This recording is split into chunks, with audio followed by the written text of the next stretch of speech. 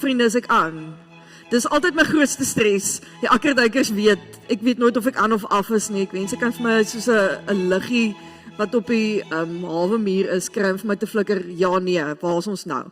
Vriende, dit is vir my verskriklik lekker om vanaand weer hierso by julle te kan kuier en dit is vir my so lekker om te sien hoe ons dorp en gemeenskap saamkom om hierdie tyd van Pinkster saam te vier, 'n tyd wat 'n baie spesiale tyd is vir ons as gelowiges en dan 'n spesiale nogals vir ons as Suid-Afrikaners wat juis ook in die geskiedenis in hierdie tyd 'n herlewing ervaar het 'n hele klompie jare terug daarso in die Parel.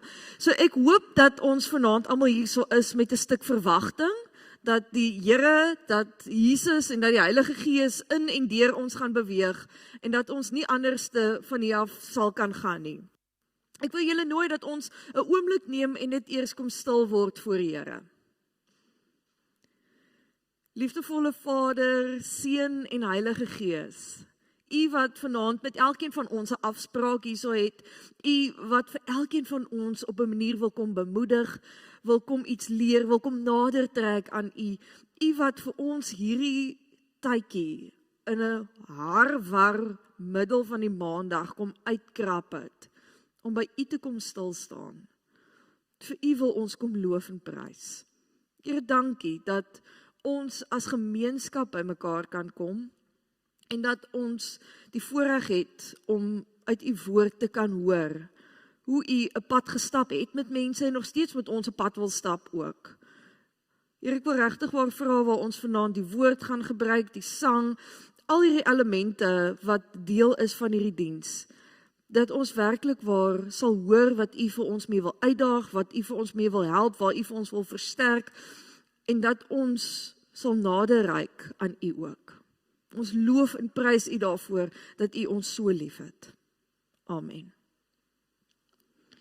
Mag ek maar die kers aansteek, Petrie? Ok, baie dankie. Dit is 'n baie lekker kers wat julle het, en wat 'n mooi herinnering is dit nie vir ons ook, dat ons nie net God daar ver in die hemel, een van die kinders met 'n kindermoment het nou die oggend gesê, toe ek nou vra waar is God of waar is liewe Jesus, toe sê hy in the moon, dat dit nou nie net ons God dien wat daar ver in the moon is nie, maar dat ons 'n lewendige God dien wat hierso teenwoordig is by ons.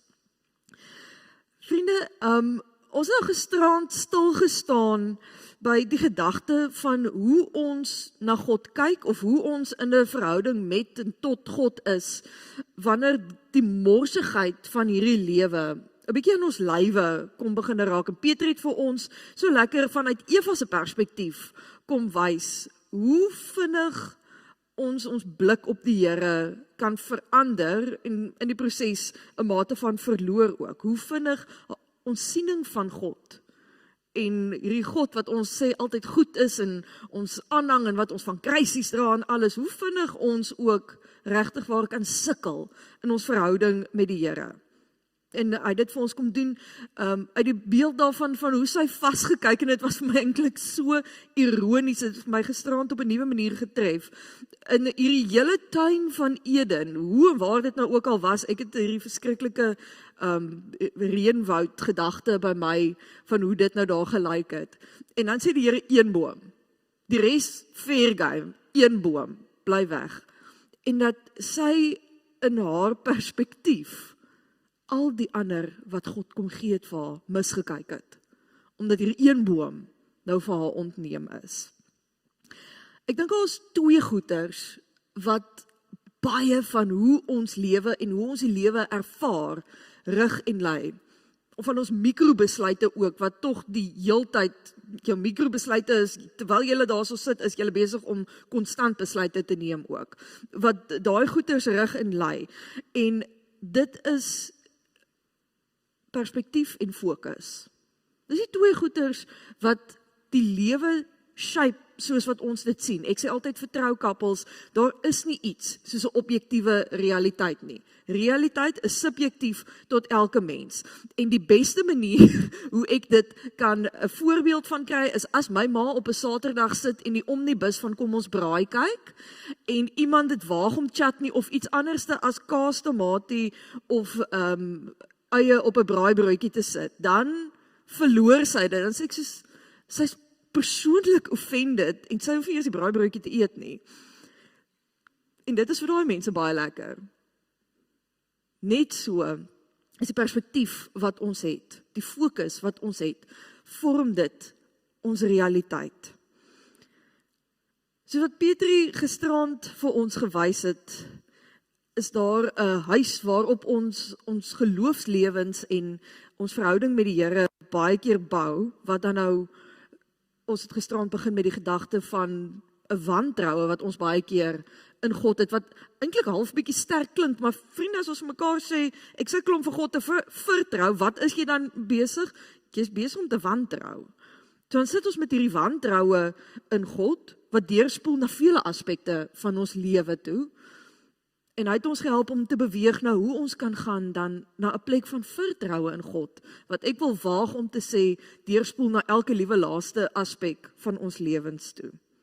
Ek wil nou vanaand, is ek op die volgende trappie, om met ons te praat, en ek wil dat ons by Galasiërs 5 vanaand eers gaan stil staan, so ek wil nooit die van julle wat julle Bybel saamgebring het, om saam met my te blaai, ek gaan vanaf vers 1 lees, en ek lees uit die 83 vertaling vir ons vanaand.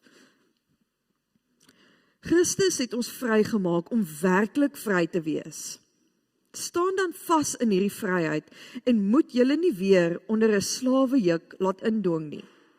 Kyk, ek, Paulus, sê vir julle, as julle laat besny, sal Christus vir julle geen betekenis hê nie.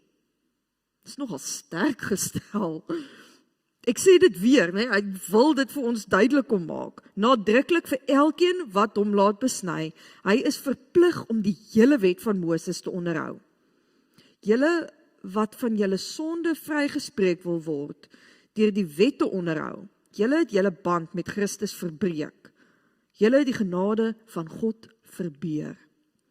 Wat ons betref, deur die werking van die Gees, is dit ons hoop en verwagting, dat ons deur te glo, vrygespreek sal word. In Christus Jesus is dit nie van belang of jy besny is of nie. Al wat van belang is geloof, wat deur die liefde tot dade oorgaan. Julle was so goed op pad. Wie het julle verhinder om die waarheid te bly gehoorsaam? Wie het julle omgepraat? Nie God nie, hy roep julle tot gehoorsaamheid. 'n bietjie suurdeeg deurtrek die hele deeg. Ons band met die Here gee my die vertroue dat julle net so sal dink soos ek. Maar die man wat vir julle in verwarring bring, wie hy ook al mag wees, God sal hom straf. Wat my betref, broers en susters, as ek nog verkondig dat 'n mens besny moet word, waarom word ek dan nog vervolg? Dan is die kruis as struikelblok mos uit die weg geruim. Ek wens die mense wat die verwarring onder julle stig, wou hulle self dan maar heeltemal ontman. Julle, broers en susters, julle is geroep tot vryheid. Moet net nie julle vryheid misbruik as 'n verskoning om sonde te doen nie, maar dien mekaar in liefde. Die hele wet word in hierdie een gebod saamgevat. Jy moet jou naaste lief hê soos jouself. Maar julle byt en verskeur mekaar. Pas op dat julle mekaar nie later heeltemal verslind nie. Wat ek bedoel is dit. Laat julle lewe steeds deur die Gees van God beheers word, dan sal julle nooit soeg voor die begeertes van julle sondige natuur nie. Wat ons sondige natuur begeer, is in stryd met wat die Gees wil, en wat die Gees wil, is in stryd met wat ons sondige natuur begeer. Hierdie twee staan lynreg teenoor mekaar, en daarom kan julle nie doen wat julle graag wil nie. Maar as julle deur die Gees laat lei, staan julle nie meer onder die wet nie. Nou die manne en manninne van die vroeë kerk het goed verstaan dat om in 'n vertrouensverhouding met God te wees, met God te leef, het vir hulle beteken dat hulle vanuit genade kan leef. En as ons die genade verkondig, vriende, is dit hierdie wonderlike ding wat vir ons gegee word. En hier is vir my net so 'n klein blikkie op wat die realiteit tog eintlik ook is, wat ek definitief ervaar het, en ek glo klomp van ons ook al ervaar het. Ek persoonlik floreer op lysies.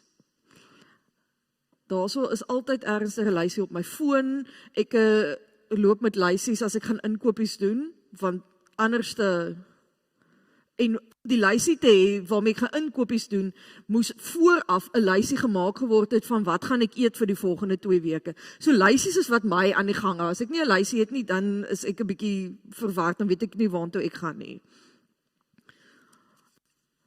Hierdie klomp mense was ook nogals lief vir lysies gewees. Hierdie klomp van Galasië, hulle het lysies geniet. Ek het vir my belydennisklas gister gesê, ons het gepraat oor gebed en kommunikasie, ons weet hierdie ook en ervaar dit en fone en die sosiale media maak dat dit kommunikasie baie moeiliker is. Ons dink dit maak kommunikasie makliker, dit bring baie moeilikheid baie keer in. Want kommunikasie, die slim mense, ek is nie een van hulle nie, die slim mense sê dat tot 70% van kommunikasie lê in lyfstaal, oogkontak en intonasie. Dit sê vir jou hoe iemand hierdie boodskap, hierdie woorde wat hulle nou sê, hoe hulle dit vir jou oordra. Dit gee vir jou die volle prentjie. En ons klomp mense, ons het nou nie 'n vleis Jesus vir wie ons in die oë kan kyk en wie se stem ons kan hoor op of af gaan en wat ons kan sien of hy nou so staan of hoe nie. En dan maak dit vir ons moeilik want al die ander verhoudings in ons lewens is kommunikasie gedrewe. Selfs my verhoudings met my honde is kommunikasie gedrewe. Met lyfstaal, met oogkontak, met woorde. Ek dink hulle verstaan alles, hulle verstaan teen die en nou nie alles nie. En dan het ons nou hierdie verhouding, die grootste en belangrikste verhouding in ons lewe met God, met Jesus, met die Heilige Gees. En daar is nie hierdie ding van oogkontak en intonasie nie. Ons sukkel self soms baie keer om die woorde te kry. En dan maak dit vir ons moeilik. Dan wil ons tog op 'n manier kan weet, is ek op die regte pad? Stap ek nou hierdie pad reg? En dan gaan soek ons baie keer vir ons bewyse in lysies. En die Bybel het nou ook nogals nie 'n tekort aan lysies nie. Net hierna, van vers 19 af, volg daar 'n lysie. Die praktyke van die sondige natuur is algemeen bekend. En dan van vers 22 af, die vrug van die gees, lysies, nê? En dan gaan meet ons onsself aan hierdie lysies. Is ek daarom nou nog op die regte pad? Is ek nou nog, hierdie gee vir my liggies rillings, 'n goeie Christen? En die mense van Galasië het ook hierdie lysies nodig gehad. Ons sien in die hele Nuwe Testament was al 'n verskriklike stryd gewees met die vroeë kerk. Ons het nou die groep Jode wat Christene geword het, so Joodse Christene, en dan half die versamelnaam vir die mense wat nie aan gelowe behoort het nie, die heidene, die heidense Christene. Nou is hulle saam in een kerk, en dit was al klaar 'n massiewe kopskuif gewees vir die mense, om te wees, okay, julle, vir Jode veral nou, julle klomp heidense mense, julle kan nou saam met ons in die kerk sit. Maar ons doen nog steeds geloof soos wat ons hom altyd gedoen het. Ons aanbid nou net vir God en ons weet nou net Jesus het aarde toe gekom. Die Messias het gekom, maar ons doen nog steeds geloof soos wat ons het gedoen het. Nou ek weet hierdie teks, hy raak rof. Hierdie is 'n deel van die Bybel wat jy dalk vir die kinders na 15 vir die eerste keer 'n bietjie lees ten volle. Maar mens kan besnydenis hierso vervang ook met enige van die Joodse praktyke wat hulle op daardie stadium gehad het. Die boodskap bly dieselfde. Die Sabbat onderhou, wat ook al vir hulle baie hoog op die prys gestel is. Dit was vir hulle 'n checklist item gewees, van ons is daarom nou nog op die regte pad hierso.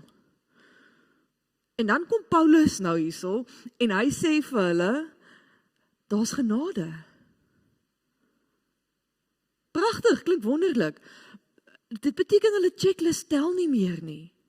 Hierdie ding wat hulle verstaan het van hoe geloof werk, hoe hulle verhouding met die Here werk, dit tel nou nie meer nie. En dan, ek kan dink die eerste hoorders hiervan het dit as arrogant ervaar. Op 'n arrogante manier kom sê Paulus dan nou nog, dit maak julle vry. Vry van wat? Ons het nou niks meer om onsself aan te meet nie. Hoe gaan ons nou hierdie geloof ding doen? Dit bring hulle dan nou by hierdie abstrakte spasie van vertroue, van genade, van God se goedheid, wat nie op enige lysie pas nie. Dit kan soms uiters frustrerend wees, vriende, om nie te kan iets doen om my genade te verdien nie. Ons weet met ons koppe, ons kan niks doen om die genade te verdien nie, maar ek sal hom graag iets wil kan doen.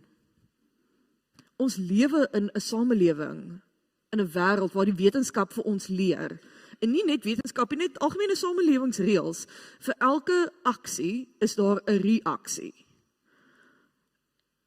So, eenvoudige goed, deel van ons mikrogewoontes, ek gaan Pick n Pay toe, ek gee vir hulle geld, ek kry die brood, ek kan uitstap sonder dat iemand my tackle omdat ek steel. Ek oefen, ek raak fikse. Daar is ons hierdie logiese gevolg met goeders, ek doen hierdie, dis die uitkoms. Nou sal ons baie graag wou gedink het, ek doen my deel as 'n goeie Christen, ek bid gereeld, ek kom gereeld kerk toe, ek lees die Bybel, ek ken tekste uit my kop uit, ek is 'n goeie mens, dis nie net mense wat vershow nie, ek is 'n inherente goeie mens wat in 'n goeie verhouding met die Here staan, en dan kom tref die morsigheid van die lewe nog steeds vir ons.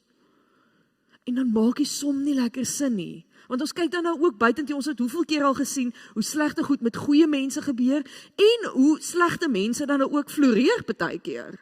En dan maak die som nie vir ons sin nie. Die Bybel is gelukkig nie onduidelik daaroor nie, dat ons gaan moeilik goed ervaar in hierdie lewe. Dis die realiteit van ons aardse lewe, is dat ons as gelowiges veral, word daar vir ons gesê, gaan ons tawwe goeders ervaar. En dan kom ons uit, ons as mense, by 'n plek waar ons sukkel om vir God te vertrou. Waar ons sukkel om die hand te gee, om net oor te gaan na die volgende tree toe. Ek is kniediep in besig om almal wat nou tans op Everest is te volg. Dit is nou Everest seisoen en dit is 'n baie moeilike seisoen want die noorde kant van Everest is toe, so daar is verskriklik baie mense aan die een kant en nou kyk ek al hierdie video's van waar hulle oor hierdie, ek weet nie wat die Afrikaans is nie, die crevasses moet gaan met sulke lere wat net aan mekaar vasgebind is en ek kan nie dink dat daar nog nie beter tegnologie is nie. Ek dink nie ek het al enige iemand so baie vertrou soos wat daai mense daai lere vertrou nie. Maar dis die vertroue wat ons nog meer as dit in God moet kan stel. Ons kom baie keer, as ons vir God meet aan wat ons in die wêreld sien, by 'n plek van wantroue soos wat Petrie vir ons gisterand gewys het ook. Maar ons kan beweeg na 'n plek van vertroue in God. En as dit ons basis is, vriende, dan affekteer dit alles van hoe ons lewe van daar af opgebou word. Ons gaan nou in hierdie week deur 'n paar vlakke praat, maar vanaand is die vlak waarheen ons beweeg. Die ding van ek het ander mense nodig. As ons net ook vir 'n oomblik in die vertroue in God gaan stil staan. Ek dink baie keer dink ons aan ekstreme voorbeelde wanneer dit vir mense moeilik is om vir God te vertrou. Wanneer ek nie vir God vertrou nie, dan wil ek nogals graag my eie stempel afdruk. Ek wil my eie potjie grawe, nee, ek wil myself laat geld. Dan sien ek my eie seer, my eie morsigheid van my eie lewe so groot raak, dat ek sukkel om God se goedheid raak te sien. Dan sien ek soos Eva een boom raak, en ek mis al die duisende ander bome, wat ook daar so staan. En vriende, dis nie omdat mense slegte mense is nie.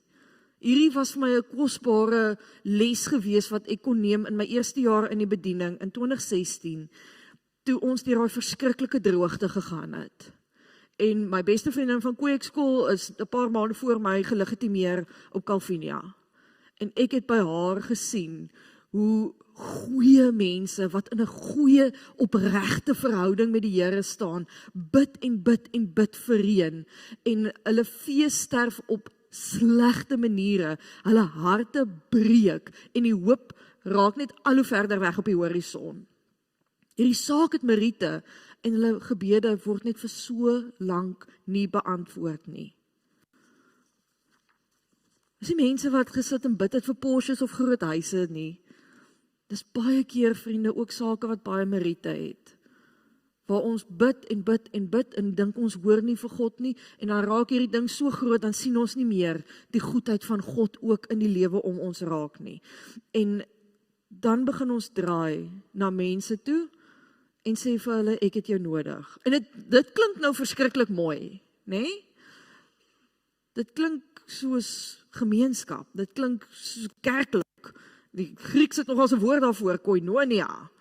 Ons het in Suid-Afrika die gedagte van Ubuntu, ek is net 'n mens deur ander mense. Dis glad nie die tipe ek het jou nodig waarmee ons vanaand stil staan nie. Hierdie ek het jou nodig is 'n tipe ek het jou nodig om leemtes in my lewe te vul. Die Engelse het 'n mooi woord daarvoor, entitlement.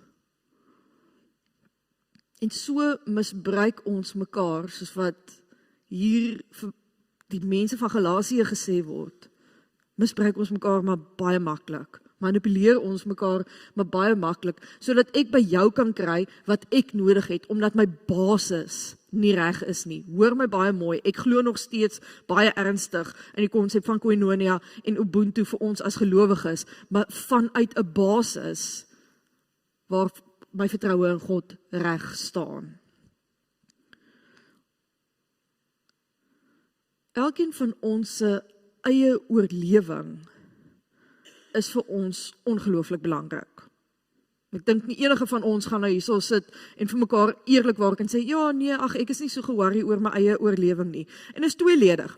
Een is wat die samelewing, die omgewing en ek bedoel samelewing oor duisende jare het op verskillende maniere geleer hoekom oorlewing belangrik is en dan ook primitief. Ek wil vir julle uitdaag, maar ek sê vir jou, as jy asma het, as jy 'n swak hart het, moet nou nie deelneem aan hierdie aktiwiteit nie asseblief, want ek kan net CPR tot op 'n punt doen, hè.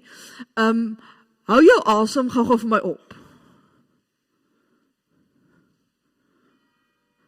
En kyk hoe begin jy na 'n rukkie voel. Moet nou nie ophou totdat jy uitpaas nie asseblief. Almal weer asem, maar ons weet ernstiger gaan dit nie omdat jy swak is nie, gaan jou liggaam oorneem, 'n primitiewe reaksie oorneem en gaan jy weer begin snak na asem. Asseblief hou aan asemhaal. Ek vra dit baie mooi van julle. Ons veg om oorlewing. As ons basis nie reg is nie, raak daai geveg, daai oorlog, daai stryd wat ons stry, gaan hy in 'n ander rigting in. En dan probeer ons ander mense misbruik om hierdie leemtes in my lewe te vul. Dit klink nou baie vaag. Ek wil meer spesifiek begin raak, veral rondom ons egos. En as ons nou gaan sê, o nee, ek het 'n ego, almal van ons het ego. Dis nie noodwendig so groot soos popsterre of so iets wat ons nou kyk en dink, dis nou 'n verskriklike opgeblaaste ego nie. Maar almal van ons hierdie behoefte om te behoort, as ons nie ons behoort vind by God nie, dan gaan ek dood gaan soek vir behoort ernstig by iemand. En iemand moet my net laat voel dat ek behoort. Stephen Covey het so mooi geskryf van 'n interne locus van kontrole wat ons moet hê sodat ek nie nodig het om eksterne, nou sukkel ek my woord, validation moet kry nie. Daai interne locus van kontrole is om vanuit God se genade te leef. Om met hierdie vertroue in God te leef. As dit nie lekker is nie, dan gaan ons na ander mense toe hardloop en gaan ons die heeltyd ander mense nodig hê om hierdie gate in ons lewens te vul, hoe dit ook al mag lyk. As ons wil beweeg na ek gee vir jou, dan gaan daai basis eers moet reg wees. Want vriende, op die ou einde van die dag is dit die opdrag wat God vir ons kom gee. Dat ons nie moet lewe uit 'n wat kyk ek uit mense uitkry nie. maar moet ons lewe as 'n wat kan ek bied? En hoor my ook asseblief mooi hierso vanaand, ek is nie besig om te sê ons moet nou deurmatte wees waarop almal trap nie. Ek is nie hierso besig om te sê jy moet jou eie waarde minag en jy kan net gee en gee en gee en niemand mag ooit terugploeg in jou nie. Maar hoor my, ons moet net die regte basis hê van waaraf ons begin. En dit bring ons dan by twee paaie wat ons kan stap. Ons kan aanhou kyk na wat ander vir ons kan doen, soos die klomp hierso in vers 14, in vers 15, maar julle byt en verskeer mekaar, pas op dat julle mekaar nie later heeltemal verslind nie. Of, ons kan kyk na wat kan ek vir ander gee. Soos wat vers 14 se opdrag vir ons is. Die hele wet word in hierdie een gebod saamgevat, jy moet jou naaste lief hê, soos jouself.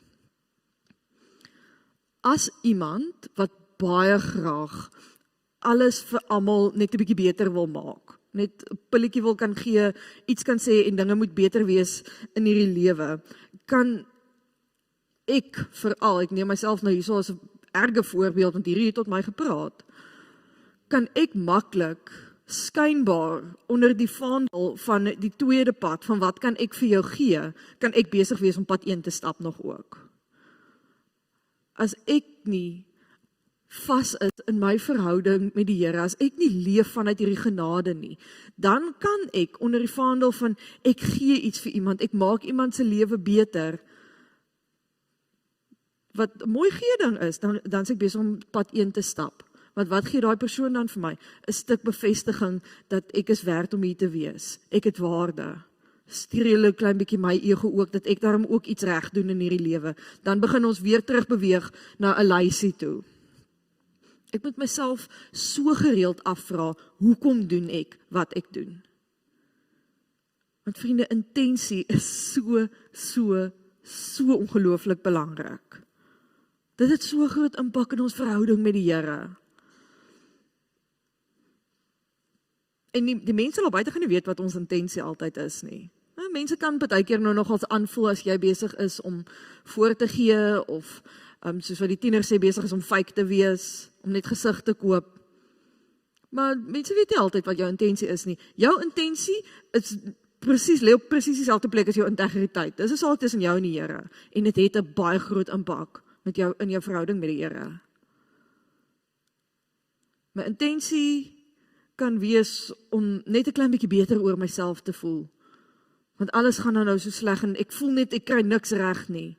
Weereens vriende, dis nie groot ekstreme voorbeelde wat daar is nie. Ons almal het al dae en weke en maande gehad waar jy net voel niks loop reg nie. Ek wil net op 'n manier voel ek is nog okay. En dan gaan soek ons dit by ander mense. En ons kry hierdie ego boost en dis mooi en dis prysenswaardig en ons hoor hoe dit nie op vanuit die regte plek uitkom nie. Ek wil dan terugkom hierso na fokus en perspektief toe. As my fokus oorweldigend is op die slegte dinge in my en die lewe, want ek het regtig waar gesien, vriende, hierdie jaar, die groot sleggoeders van hierdie lewe, vat my fokus baie keer sommer vinnig weg, en ek het vinnig opgehou om die nuus eers ding in die oggende te luister, want dit het oorweldigend begin raak vir my. As my fokus die hele tyd bly op die slegte dinge wat net sleg is, en hoor my hart ook, ek het baie empatie daarvoor, as 'n slegte ding met jou gebeur, as 'n groot ding in jou lewe gebeur, dan gaan dit 'n groot komponent van jou lewe in jou breinspasie opneem. Maar as dit al is waar jy jou denke gaan bly rig, dan kan ek nie vanuit hierdie vryheid lewe, wat God so graag vir ons wil kom gee nie. Dan gaan ons nie vir God kan vertrou nie, want ons meet hom in hierdie wêreld waar die somme nie noodwendig sin maak nie. As ons fokus te midde van stryd, van hartseer, van die morsigheid van hierdie lewe, te midde van ongeantwoorde gebede, daarop rig dat ek is geliefd. Al loop die dinge skeef, al is die skape besig om dood te gaan. Al het ek 'n eggenoot verloor, soos wat Petrie gisterand ook van gepraat het. Al sukkel ek om met my begroting uit te kom. Ek is geliefd. Ek het waarde. Nie omdat ek 'n goeie salaris verdien, of omdat ek 'n groot impak in die samelewing het nie, maar omdat God dit eerste vir my kom gee het. Ek hoef niks te doen om dit te verdien nie. Wonderlike troos, partykeer baie uitputtend ook. Maar ons moet daai druk en daai onnodige las wat ons op onsself kom laai. Kom pleit die Here by ons. Haal dit af. Haal dit van jou af. Jy is geliefd.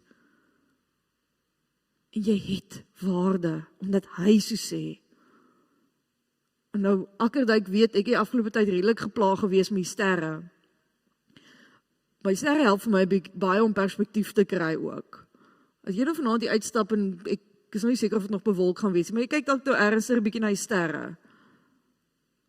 Die een wat dit alles onderhou, die een wat maak dat die velde wat net nog 'n maand terug bruin was, nou groen is. Dis die ene wat vir jou waarde kom gee. Dis die ene wat vir jou kom sê jy is geliefd.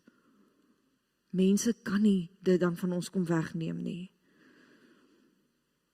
Dit gaan vir ons dan kom vra dat ons vanaf 'n basis moet begin waar ons hierdie God wat hierdie alles gemaak het en onderhou, konstant elke dag nog steeds besig is om te werk, dat ons hom gaan moet vertrou.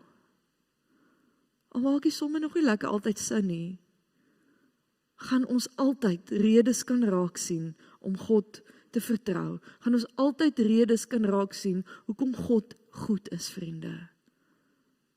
Dis 'n kwessie van perspektief wat ons self kan kies. Dit gaan vra dan dat ons moet oorgee op 'n manier ook. En nou sou ek baie graag die persoonlikheid wat ek is en hoe ek nou hou van 'n plan wat goed uiteengesit is, vir julle 'n 5-punt plan wou kom gee van hoe om vir God te vertrou. Daar is nie so ietsie. Soos Petrie gisterand vertel het van die persoon wat by die sielkundige kom sit en 'n quick fix soek, daar's nie 'n quick fix van om vir God te vertrou nie. Daar's ons nie 'n 5-minute hack om dit reg te kry nie. Dit gaan van ons vra om net konsekwent deurentyd ritmes te bou van gebed, gehoorsaamheid en om ons in te drink in die woord van die Here. Hierdie ritmes sal ons stelselmatig help om dieper en dieper te beweeg in ons verhouding met die Here. En hoor ook my lied baie mooi, hierdie is nie 'n lineêre proses nie. Dis nie 'n, okay, yes, hier gaan ons nou, elke dag hou ek stilte tyd, weer, ons moenie terug gaan na lysies toe nie. Dit moenie 'n lysie ding wees nie. Dit moet spruit vanuit hierdie, ek wil nader aan God beweeg, intensie. En dit gaan nie net so gaan nie, hy gaan baie so maak ook. Vertroue in God is nie 'n eindpunt om te bereik nie. Vertroue in God is nie, ek hou aan bid, ek hou aan gehoorsaam wees en al die goeders en bam, ek vertrou nou vir God nie. Vertroue in God, vriende, ongelukkig, is iets waantoe ons vir die res van ons lewens, tot die dae wat ons asems uitblaas, na toe bly beweeg. Maar dis 'n leef met 'n fokus daarop, dat God vir my sy genade kom gee het. Dat hy vir my waarde kom gee, dat hy my eerste lief gehad het. En dan skuif my perspektief daarvan af, dat ek myself moet bewys in die samelewing, dat ek moet iets doen om waardevol geag te word, en dan begin ek al hoe meer sien, hoe daar 'n baie groter mag is, wat my alreeds waardevol ag. En het begin vir ons stelselmatig, bietjie vir bietjie makliker word, om vanuit hierdie oorvloedige genade te leef dan. En dan natuurlik te gee verander. Te beweeg van wat kan ek van jou af kry om hierdie leemtes binne in my bietjie voller te maak. As ons leef vanuit hierdie vertrouensverhouding met die Here, dan kan ons makliker, meer natuurlik oorbeweeg na wat kan ek gee. Nie om myself te bewys nie, maar omdat ek al reeds bestaansreg het. Nie om geliefd te wees nie, maar omdat ek reeds geliefd is. Dan volg die natuurlike reaksie op God se aksie van uitreik na ons as mense heel eerste. As ons dan nou nie hierdie vertroue in God gaan plaas nie, en gaan aanhou soek by mense om hierdie leemtes te vul in ons lewens, dan gaan ons teleurgesteld, gefrustreerd en alleen voel. Mense is nie perfek nie. Levitikus, reg aan die begin hierso in die Bybel, gee alreeds die opdrag van naaste liefde. Vir ons egter anders het, en ook die mense van Galasië, as wat die Levitikus klomp het, is ons het 'n tasbare voorbeeld gehad van hierdie liefde deur Jesus Christus wat aarde toe gekom het, en hierdie liefde vir ons kom leef het. Die perfekte voorbeeld van hierdie liefde kom gee het. Hy het eerstens vir ons kom wys hoe lyk hierdie liefde wat God vir ons het, en tweedens vir ons in mensvorm kom wys hoe ons ook ander mense dan moet lief hê, omdat God ons lief het. Kom ons klou dan nou nie vas aan hierdie bekende gevangenis van lysies en mag nie. Maar ons leef vanuit die vryheid wat ons vind in die vertroue wat ons net in ons hemelse Vader kan plaas. Kom ons raak dan op so 'n manier tasbare gestaltes van sy goedheid wat bestaan. Vriende, dis die wonderlike van hemelvaart, die wonderlike van God se gees wat uitgestort is. Hy nooi elkeen van ons in om deel te word van sy werke. Nie omdat ons goed is of fancy is of dinge reg gedoen het nie, maar omdat hy ons kom kies. Kom ons beweeg van wat kan ek by jou neem? Wat kan jy vir my beteken? En wat kan ek vir jou gee?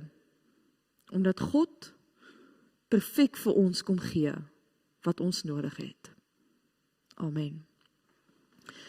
Vriende, ek wil nou so 'n paar oomblikke gee waar ons dan nou in stil gebed voor die Here kan kom. Dis 'n spesiale tyd hier so in Pinkster waar ons nou doelbewus elke aand kom sit en iets hoor van God, maar waar ons ook op 'n ander manier kom stil word voor God.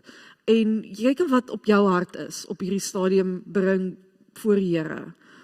Iets wat ek sou wou voorstel, is dat ons tog net bly vra, Gees van die waarheid, Gees van God, kom vul my al meer en meer, om te loop soos en waar U wil hê ek moet loop. Ek gee vir ons so 'n paar minute van stil gebed, waarna ek vir ons sal afsluit met gebed.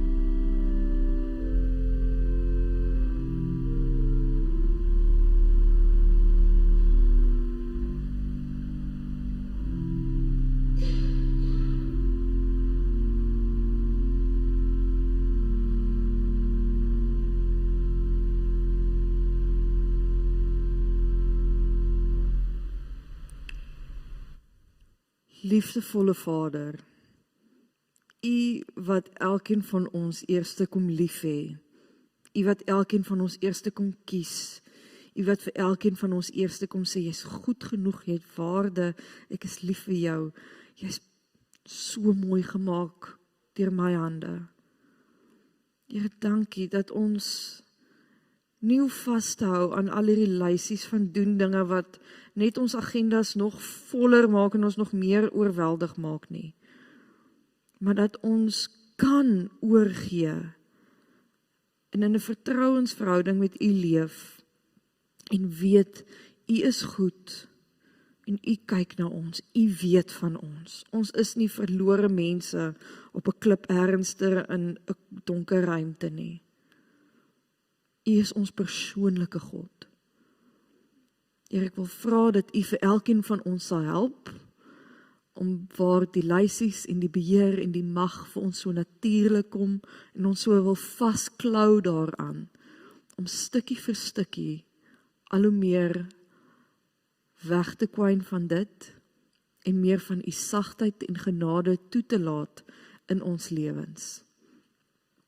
Dat ons soos hierdie klomp mense van Galasië wat duisende jare terug gelewe het, sal bly put uit die fontein van U genade wat U onuitputbaar vir ons bly gee. Ons kan nie anders as om vir U te dank vir hierdie groot en perfekte liefde nie. Amen. Vriende, ek wil julle nooi dat ons saam sal staan om ons slotlied te sing wat André vir ons gekies het en daarna sal ek die seën vir ons uitspreek.